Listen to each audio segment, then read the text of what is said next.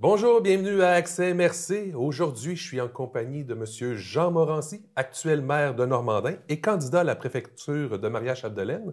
Bonjour, M. Jean Morancy. Bonjour, M. Roy. Ça va bien? Oui, toi aussi? Oui, vous avez choisi de vous présenter à la préfecture. Comment décririez-vous votre rôle de préfet que vous voulez obtenir? Bien, dans le fond, il y a deux choses, deux éléments, on peut le distinguer en deux éléments. Le premier élément, c'est l'élément qui est plus administratif. Un peu comme un maire, le préfet doit s'assurer que les décisions qui sont prises par le conseil soient appliquées au niveau de l'organisation, de l'appareil administratif, mais aussi le suivi au niveau budgétaire. Ça, c'est un premier élément. Puis le deuxième élément, c'est plus un volet de développement, donc de concertation, de représentation de la MRC, donc au niveau des instances politiques, au niveau des acteurs de clés sur le territoire, qu'il y a une problématique de concerter les gens, de les asseoir autour d'une table pour trouver des solutions. Donc, il y a cet élément-là. L'animation de la table des maires. Donc, la MRC regroupe l'ensemble des maires autour d'une même table. Donc, d'animer cette table-là, de choisir les sujets qui sont à l'ordre du jour, de les aborder, de s'assurer qu'on apporte la bonne information pour prendre des bonnes décisions. Donc, ça fait partie des différentes fonctions qu'un préfet peut avoir autour d'une table dans sa fonction, au courant de sa fonction. Parfait. Quand vous étiez jeune, la politique, est-ce que ça vous intéressait déjà? Bien, très tôt, je suis quelqu'un qui est très curieux. Quand je suis tombé dans l'histoire, là, au niveau du primaire, on a de l'histoire, la géographie, les sciences humaines. J'étais curieux, ça m'a intéressé. Puis quand on regarde l'histoire, souvent on voit les décisions politiques qui ont influencé le cours de l'histoire. Donc ça devient intéressant. Fait que de fil en aiguille, j'ai trouvé à m'impliquer aussi, parce que je suis quelqu'un qui travaille beaucoup en concertation, en collaboration. Donc de pouvoir être sur les tables de décision, de réflexion, bien, ça permet de faire évoluer les réflexions, trouver des solutions aux différentes problématiques. Donc cet élément-là de la politique m'interpelle beaucoup. Donc je me suis impliqué très tôt dans le domaine agricole au niveau des différents comités, des différentes organisations. Fait que ça, j'ai trouvé ça vraiment intéressant. Puis par la suite, là, j'ai poursuivi mon implication au niveau de l'école. Donc, au cégep, j'étais président de l'association étudiante. Par de fil en aiguille, je me suis retrouvé à faire des simulations de politique. Donc, j'ai fait 2 fois celle à l'Assemblée nationale. J'ai aussi participé à Démocratia, qui était liée à la politique municipale. Puis, j'ai eu la chance aussi de travailler avec M. Gilles Potvin lors de son premier mandat, la première fois qu'il a sollicité un mandat à la ville de Saint-Félicien. Donc, j'ai travaillé dans son équipe. Fait que ça a été une belle expérience pour moi plus tôt. Puis, par la suite, j'ai décidé de prendre une pause au niveau des implications politiques pour aller me former. Donc, je suis parti à l'extérieur, je suis allé me former au niveau, on va en parler un petit peu plus tard. Donc, je suis allé me chercher de la formation, puis aujourd'hui, je reviens au niveau de la politique. Ça fait 3 ans que je suis maire de la ville de Normandin. Fait que voici un peu mon parcours, mon intérêt. Donc, ça a tout le temps été quelque chose qui a été présent. D'ailleurs, on parle de la mairie de Normandin. C'est quoi les projets dont lesquels vous êtes fiers? Bien, il y a plusieurs projets. Puis, tu sais, ça, je trouve que c'est une question qui est quand même complexe parce que quand on parle de projets qu'on a réalisés, ben il y a les projets aussi qui se réalisent durant notre mandat. Tu sais, faut savoir que dans un appareil municipal, il y a des gens qui sont compétents, qui sont là, qui ont des fonctions, qui ont des rôles à jouer, qui réalisent des projets qui se réalisent sur notre terre à nous autres. Fait que quand j'ai vu la question, je me suis dit quel projet que j'ai fait une contribution personnelle qui a fait une différence dans ces projets-là. Ben, je pense entre autres à la collaboration avec les Grands Jardins. Donc, de créer cette dynamique-là entre les Grands Jardins et la ville de Normandin. Ça, j'ai travaillé fort, puis je suis content, on a bien réussi à travailler ensemble, puis on a eu des beaux résultats à ce niveau-là. D'ailleurs, aussi, la véloroute qui a été, le tronçon de la véloroute qui s'est fait dans les Grands Jardins, ben c'est une opportunité. Quand j'ai entendu qu'ils cherchaient des projets porteurs, je suis arrivé chez nous, j'ai dit, qu'est-ce qu'on pourrait faire? Fait que ça, on a donné un bon coup de patin pour le faire. Ça, c'est une belle fierté. Tout le dossier de l'habitation, c'est un dossier que j'ai pris personnellement sur ma charge. Donc, de dire, on fait un plan d'action, on comprend le phénomène, qu'est-ce qui se produit à Normandin, pourquoi qu'on manque d'habitation, qu'est-ce qu'on peut faire pour le faire. Puis après ça, qui nous a mené à développer notre rue. Donc, une vingtaine de terrains, une possibilité d'une 60aine d'unités de logement. Donc ça a été une belle réalisation. Puis autre réalisation que je suis fier, la passerelle du 49e sur la Chamouchouane. Donc, c'est un dossier que je dois donner tout le mérite au Parc des Grandes-Rivières. Le Parc des Grandes-Rivières, c'est une équipe qui a fait le développement de la passerelle, mais aussi qui ont un conseil d'administration, qui ont travaillé avec eux.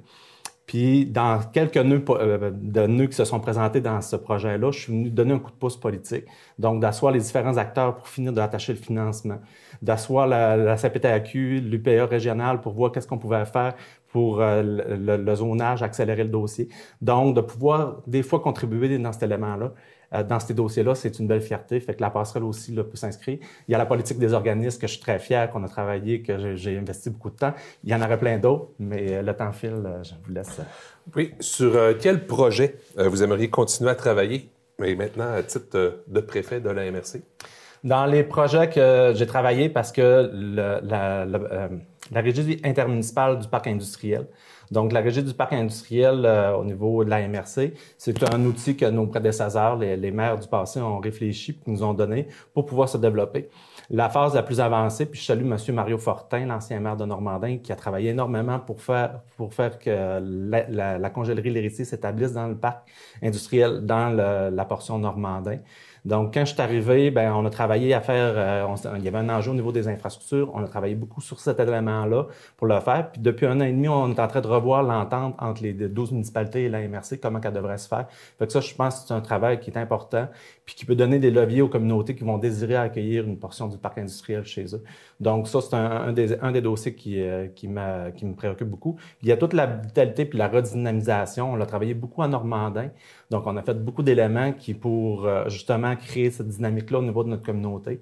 Donc, apporter ce bagage-là aussi, parce que j'ai travaillé beaucoup en concertation, ça fait partie de mes façons de fonctionner. Donc, de pouvoir apporter ça à la table de la MRC, puis de travailler avec les autres maires, travailler avec l'équipe en place pour concerter, puis faire redonner de la revitaliser, puis redynamiser notre milieu, c'est quelque chose que je veux faire.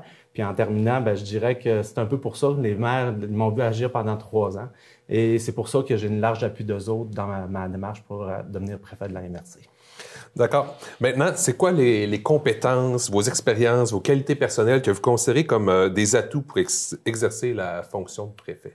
Dans mon bagage, j'ai une formation en agriculture, fait que c'est sûr que ça me donne une connaissance dans ce secteur d'activité-là particulier. J'ai fait une formation dans ce secteur-là. Mon implication dans différentes organisations, où j'ai occupé des rôles de président, de concertation, entre autres dans l'implication de la relève agricole ou dans les différentes autres instances, dont le regroupement Action Jeunesse. J'ai été impliqué dans les années 2000 sur le conseil d'administration, donc toute la réflexion sur comment on peut contrer l'exode des jeunes. Donc ça, je trouve que c'est quand même intéressant. Puis par la suite, mon bagage de formation, parce que j'ai été impliqué, comme je disais tantôt, une partie au début 2000, puis j'ai décidé d'aller me former. Fait que je suis allé me chercher des outils supplémentaires, je suis allé faire mon bac en administration, profil de gestion des ressources humaines, puis j'ai aussi fait ma maîtrise en gestion des organisations. Durant ces années-là, j'ai travaillé à 6 ans à la Caisse de Chicoutimi, dont 3 ans comme gestionnaire de l'équipe, d'une des équipes à ce niveau-là. Fait que j'ai une belle expertise à ce niveau-là. Quand j'ai quitté Desjardins, j'ai travaillé au regroupement Action Jeunesse, un retour un peu. J'avais le fonds d'investissement jeunesse qu'on avait, une enveloppe de 500 000 à investir dans différents projets régionaux pour stimuler à ce niveau-là. Fait que ça a été intéressant. Puis après ça, c'est la période où la CRE a été abolie. Donc, ce palier-là a été abandonné par le gouvernement. Fait que je me suis revenu à la ferme familiale. Donc, j'ai fait l'implantation du robot de traite, dont tout le virage technologique. Après ça, j'ai travaillé chez Bilodeau Canada comme chargé de projet. Donc, lire les programmes gouvernementaux, trouver du financement. Donc, je trouve que c'est tous des éléments qui contribuent. Puis, une des choses les plus importantes, c'est mon rôle de maire. Avoir été 3 ans maire, je pense que ça donne une force de comprendre la dynamique que vivent chacune des communautés sur le territoire, puis leurs problématiques qu'ils ont à adresser, les enjeux au niveau de la communauté. Donc, d'avoir ce bagage-là avec moi, je pense que c'est une force là, pour briguer le poste de préfet. Parfait. Petite question comme ça, sur question du nom de la MRC de Maria Chapdelaine, a suscité quelques réflexions récemment. Pouvez-vous nous expliquer comment est-ce que vous voyez par rapport à ça? Moi, je pense que c'est un sujet qui a été apporté de façon malhabile. Je pense que le préfet avait la volonté de faire un changement de nom. Donc, c'était pas quelque chose qui avait un écho au niveau de la table du conseil. Donc, il a travaillé fort pour nous convaincre. Puis la table des maires s'est tenue pour dire non. Le nom de Maria Chapdelaine, on reconnaît sa force. On sait que ça nous a fait connaître dans plusieurs pays au niveau de la littérature. Et ensuite de ça, c'est quand même un hommage à nos femmes qui ont contribué à bâtir notre pays aussi. Donc pour moi, je pense qu'on a passé beaucoup trop de temps sur cette question-là au lieu de s'attarder à la revitalisation puis la redynamisation de notre territoire. D'accord. La MRC Maria Chapdelaine et la forêt, on s'entend, ça va de soi. Quelle est votre vision pour l'avenir de cette industrie? Puis quel levier souhaitez-vous prioriser pour assurer son développement durable? Ben moi, je pense, dans mon programme, c'est très clair.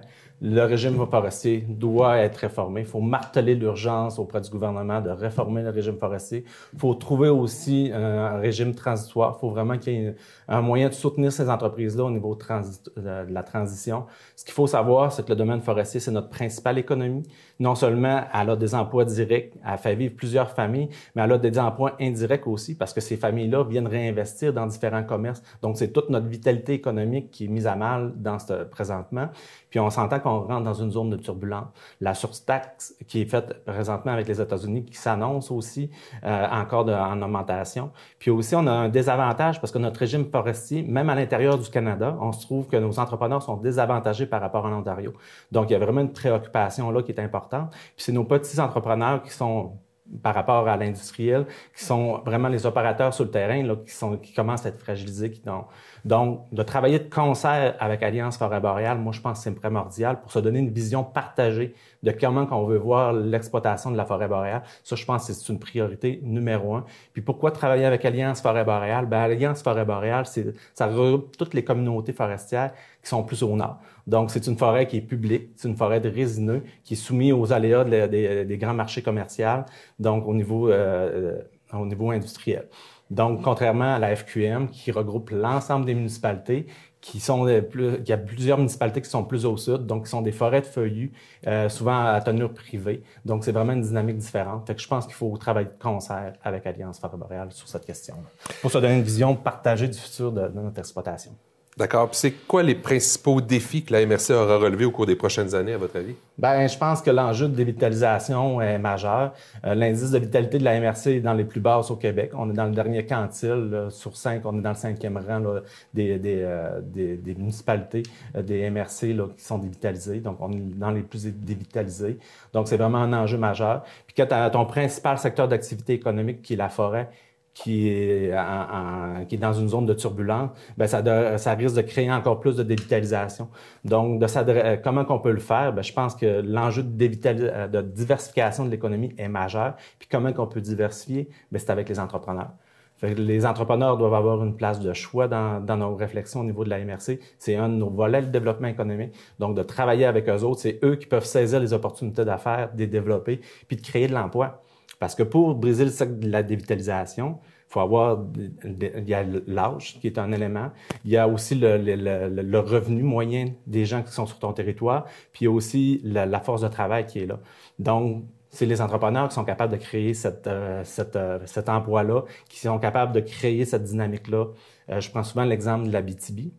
Quand j'étais au début 2000 sur le regroupement Action Jeunesse, eux autres aussi vivaient une grande exode. Puis avec l'ouverture des mines, il y a eu comme un boom minier à la fin des années 2000. Puis ils se sont redynamisés. Val-d'Or, avec la mine qui s'est ouverte, a explosé. Le prix des maisons a augmenté. Le commerce, la vitalité s'est remis parce qu'il y avait de l'emploi, puis de l'emploi de qualité. Donc, il y a vraiment un enjeu de diversification qu'on doit adresser là, dans les prochaines années là, pour s'assurer de vitaliser notre milieu. Parfait. Et parmi, justement, les éléments de votre programme, quels sont ceux que vous considérez comme les plus prioritaires? La forêt. La forêt? La diversification de l'économie. Puis après ça, il y a l'habitation. Parce qu'on s'est rendu compte depuis le COVID qu'on a eu un creux dans l'habitation. C'est un phénomène, comme je disais tantôt, que j'ai travaillé beaucoup à Normandin. On l'a apporté aussi au niveau de la table de la MRC. On a travaillé là-dessus aussi. On a eu des experts externes qui sont venus observer dans chacune des communautés, sortir les chiffres, voir les statistiques. Mais depuis 1 an et demi, cette étude-là est tablettée. Donc, on peut-tu la ressortir puis voir comment qu'on peut adresser au niveau de l'habitation? Fait que je pense que c'est important parce que nos entrepreneurs, on s'est rendu compte qu'il y avait de la misère à faire de la rétention de main-d'œuvre parce que les gens avaient de la misère à se loger sur le territoire. Que ce soit des travailleurs étrangers ou des gens du Québec qui voulaient venir s'installer chez nous, bien là, c'est devenu un enjeu parce qu'il n'y avait plus de disponibilité. Donc, de créer un modèle, ce qu'on se rend compte aussi quand on étudie le phénomène, c'est qu'il y a un manque de logements d'édifices multilocatifs, donc avec plusieurs logements, des logements abordables. Puis ça, c'est dans chacune des communautés. Donc, on est capable de développer un modèle qu'on pourrait établir dans chacune des communautés. Puis ça, ce qui est intéressant, c'est que si tu fais du locatif, c'est peut-être tes propriétaires les plus âgés qui n'ont pas d'alternative entre s'exiler dans la ville-centre pour avoir une résidence pour personnes âgées ou dans la résidence de personnes âgées qui est chez eux, mais qui peuvent prendre ce logement-là puis libérer une maison unifamiliale pour accueillir une jeune famille. Puis la jeune famille, on le sait que c'est un phénomène qui redynamise puis revitalise les milieux. Donc, c'est un peu de faire tourner cette roue-là. Fait que l'habitation est bien importante. Les milieux de vie, je pense que c'est un autre élément. Le plan climat, il faut le faire. C'est une obligation légale que le gouvernement nous impose, mais c'est aussi une belle occasion de revoir nos problématiques, soit de gestion des eaux pluviales ou des îlots de chaleur au niveau de nos périmètres urbains. Donc ça, c'est un autre élément aussi qui peut être intéressant. Et aussi la diversification par le tourisme. On a parlé des infrastructures du parc des Grandes Rivières. Donc, ces grandes infrastructures-là sont maintenant développées sur notre territoire. Ça donne accès à notre territoire de façon sécuritaire. Mais là, il y a des opportunités d'affaires qui sont sur le territoire. Est-ce qu'on peut les présenter? Est-ce qu'on peut les mettre en lumière pour que des entrepreneurs viennent les développer et les mettre en action? Bien, moi, je pense que c'est une voie là, qu'on peut utiliser aussi. C'est intéressant. S'il y avait un domaine, là, par exemple, soit la santé, l'éducation, la forêt ou même l'immigration, qui devrait, selon vous, être davantage géré par la MRC plutôt qu'à Québec ou Ottawa, là, c'est lequel? C'est une question qui est complexe, là, parce que moi, l'autodétermination des communautés, j'y crois beaucoup. Donc, quand on parle d'autodétermination, ça veut dire qu'on transférait le maximum de compétences chez nous, puis on les ferait vivre nos compétences. Mais quand on dit transfert de compétences, ça veut dire que ça prend une expertise sur le territoire, ça prend du moyen pour payer ces gens-là qui ont cette expertise-là. Fait que comment qu'on peut trouver la bonne synchronisation dans ce domaine-là, c'est une première question. Puis surtout dans une ère puisqu'on parle plus de regroupement de municipalités, regroupement de services, parce qu'on s'est rendu compte que dans les petites municipalités, quelqu'un qui ont des compétences supplémentaires qu'ils doivent adresser, bien, ils n'ont pas l'expertise à l'interne. Ils ont des hommes et des femmes orchestres qui font des travaux extraordinaires, mais ils ne peuvent pas être spécialisés en eau potable ou en inspection pour résoudre les problématiques. Donc, là, on le voit, là, nous autres, dans le secteur géant, on le fait entre autres avec la régie. On s'est regroupé les 5 municipalités ensemble, puis on s'est donné des services en inspection, en eau, pour justement, on s'est regroupé au lieu de donner plus de compétences pour justement avoir les gens spécialisés pour le faire. Donc, est-ce qu'on pourrait avoir plus de compétences? Oui. À quel rythme qu'on pourrait l'avoir? Ça, c'est une bonne question. Ça dépend comment on va être capable de structurer sur notre territoire la façon de la gérer, cette compétence-là avec nous. Parfait, merci beaucoup. Actuellement, il y a une faible proportion des redevances issues des ressources naturelles qu'on exploite sur notre territoire qui nous revient. Quelle est votre opinion sur cette répartition et quelles seraient les démarches qui devraient être mises en place pour justement les faire évoluer? Bien, moi, je pense que c'est un levier extraordinaire. On parlait tantôt de transfert de compétences sur le territoire. On parlait d'engager des gens pour qu'ils soient qualifiés pour gérer ces compétences-là. Donc, revendiquer un transfert de ces redevances-là, de ces montants d'argent-là qui sont déjà perçus, de demander un transfert pour pouvoir les utiliser pour gérer nous-mêmes la compétence, je trouve ça fort intéressant. Fait, de quelle façon qu'on peut le faire? Bien, c'est de s'asseoir ensemble, de se concerter, de travailler les différents acteurs qui doivent être impliqués dans la gestion d'une compétence, de monter le plan d'action, de quelle façon qu'on veut le faire, puis de faire notre représentation avec le gouvernement. Puis dans le dernier gouvernement, il y avait beaucoup d'ouverture pour les projets pilotes. Et quand tu arrives avec un projet qui est structuré, qui peut dire, bon, ben là, on ferait un pilote pour voir si on serait capable de l'implanter, ben je pense que ça devient intéressant. Puis là, on pourrait revendiquer de l'avoir à partir des redevances qui sont perçues sur notre territoire. Donc, ça devient une stratégie qui peut être fort intéressante pour se continuer à se développer, puis d'acquérir plus d'autonomie chez nous.